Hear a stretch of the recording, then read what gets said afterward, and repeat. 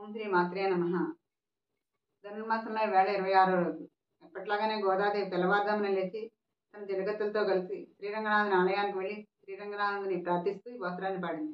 ఇప్పుడు ఆ పాత్రాన్ని దాని తెలుగులో భావాన్ని చెప్పుకుందాం.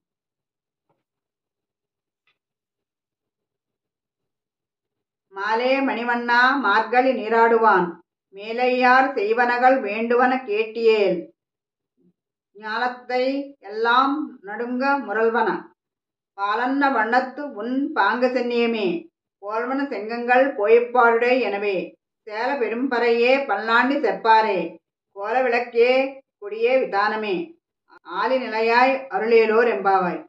ఈ గోత్రానికి మనం తెలుగులో భావం చెప్పుకుందాం. ఆశ్రిత వాత్సల్యము కలవాడా, ఇంద్రనీలమణి వంటి కాంతి స్వభావము కలవాడా, ఆఘటనా సముద్రుడపై చిన్న మర్యాకుపై అమరి పరుండువాడా, మేము మార్గశీర్ష స్నానము చేయదలిచి అందుకు అవసరమైన సాధనమును కోరి నీ వద్దకు వచ్చినాము. ఆ స్నానవ్రతమును మా పూర్వులైన శిష్టాచార సంపన్నులు చేసినారు. నీవు వినదలిచినచో ఆ వ్రతమునకు కావలసిన పరికరములను నీకు విన్నవించదము.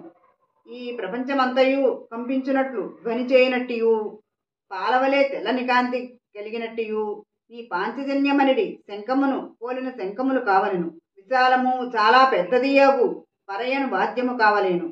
మంగళగానము చేయు భాగవతులు కావలేను. మంగళ దీపములు కావలెను. ధ్వజములు మేలుకట్లు కావలేను.